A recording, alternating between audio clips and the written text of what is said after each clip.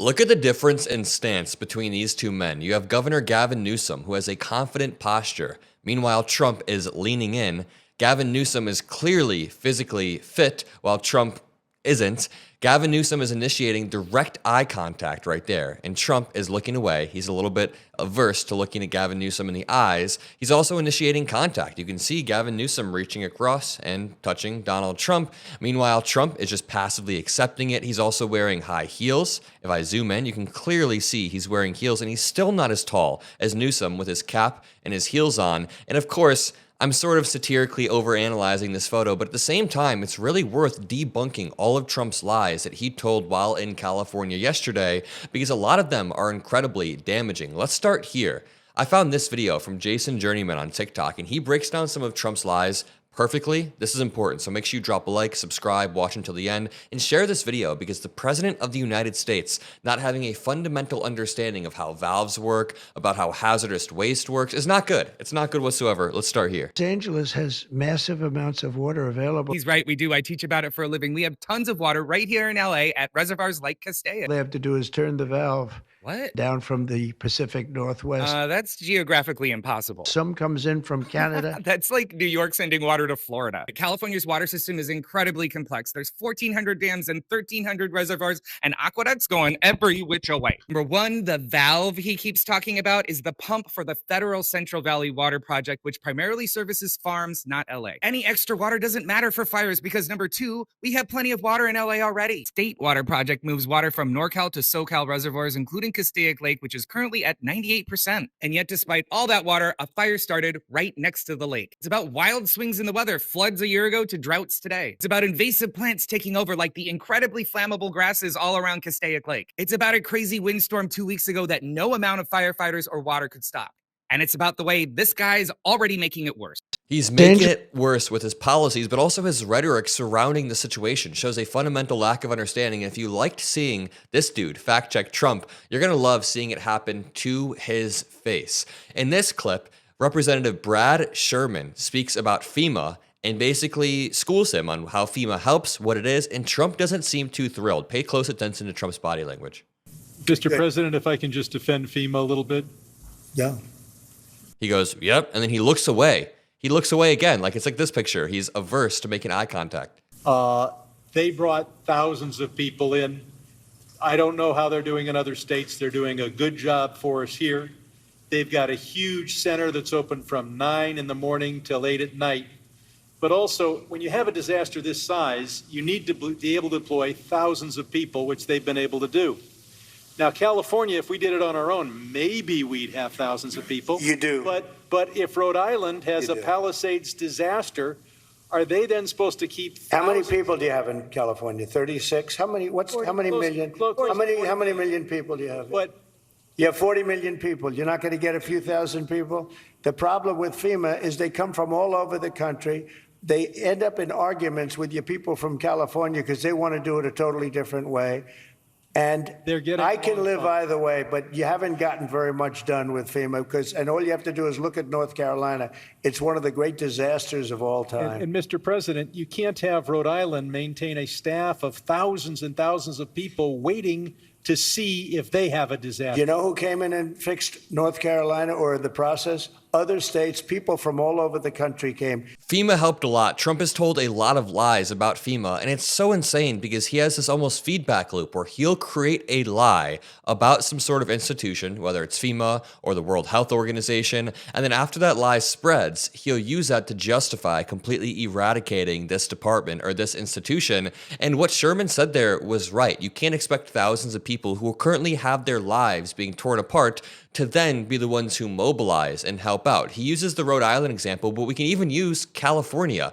The reason why FEMA helps is because it's a centralized body where they can purchase, they can store, and they can deploy resources like water, food, generators, and they can do this all at a national scale, making logistics more efficient and cost effective. And of course, none of this is to say that FEMA is perfect or there are no bumps in the road when it comes to FEMA. Any single institution, even the local bodies, will have bumps in the road. But the thing is, FEMA has a diverse amount of specialists that can work in each state some of these bodies, whether they're local bodies, they definitely do help. Absolutely. We should want local orgs working as well, but they can't cover as much ground as FEMA can. They don't have the resources. And Trump's idea of delegating it back to the states will backfire next time Florida or Texas has a natural disaster. You think DeSantis is going to be able to effectively create a committee to immediately pick something up while his own state is going through a hurricane? It's just very defeating. Like, it's self-defeating if you have your own state that's going through a natural disaster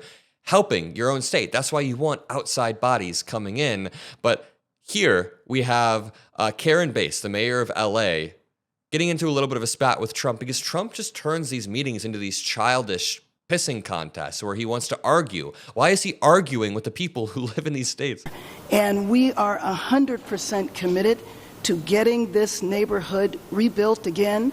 You mentioned a couple of things in Wait, watch here, watch. He doesn't know what hazardous waste is, so he tries to just bullshit his way through. terms of us expediting. So I signed executive directives right away so that we could cut the red tape, we could get people back building as fast as possible, and we're going to continue doing that. Yeah, the one thing is they Yes. are saying they will not be allowed to start for 18 months. No, that will not be the case. Okay, I just hope That you're will right. not, you can hold me to it. Because 4 groups said that. 18 months, he is just lying.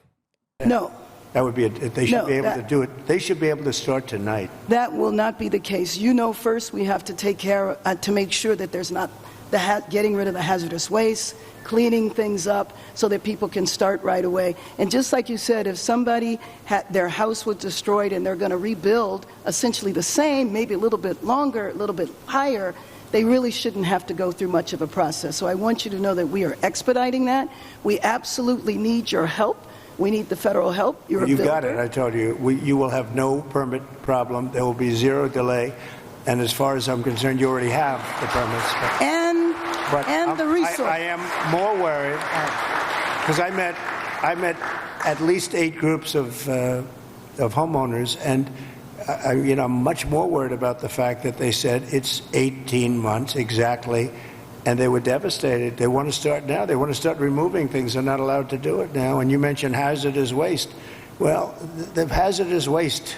What's hazardous waste? I mean, you're going to have to define that. We're going to go through a whole series of questions on determining what's hazardous. Nope. I just think you have to allow the people to go on their site and start the process tonight. And we will. Okay, good. You can. I can't believe this is the president of the United States. He's saying, what's hazardous waste? You're going to have to go through a whole set of, you have to jump through hoops to define it? No, it's already a predefined term. Hazardous waste generally refers to materials after a fire that can still pose a risk to human health or the environment. So in this case, with Palisades, you can look at toxic chemicals from the fire, asbestos, heavy metals, contaminated debris. This is all on the ground right there. So properly identifying and properly disposing of these materials isn't bureaucratic red tape. Trump sometimes confuses safety measures for bureaucracy when it's actually essential for protecting the health of workers in nearby communities, right? When Trump looks at some of these orgs, he thinks that this is bureaucratic red tape that you have to get through when it's actually just protecting people. We can even look at the pandemic task force that he disbanded back in 2018. He thought that this pandemic task force was useless, it was bureaucratic, it was full of the deep state, there's no purpose for it, there's no need for it, and look what happens 2 years later. We don't have a readiness task force, and we get absolutely cooked by an entire pandemic. Let me play this one last clip of Representative Brad Sherman, still pushing back against Donald Trump. Why does it have to turn into a debate? This roundtable has to turn into a debate. And I know you've talked about policies of California that you're not a fan of. But I've been in Congress for 28 years. I really disagree with Louisiana on their abortion policy. I disagree with them on their campaign finance policy. I disagree with North Dakota on their gun policy. And I would never turn to somebody from Louisiana and say, you keep living on your cousin's couch, because we're not going to help you rebuild until Louisiana agrees with me on a woman's right to choose.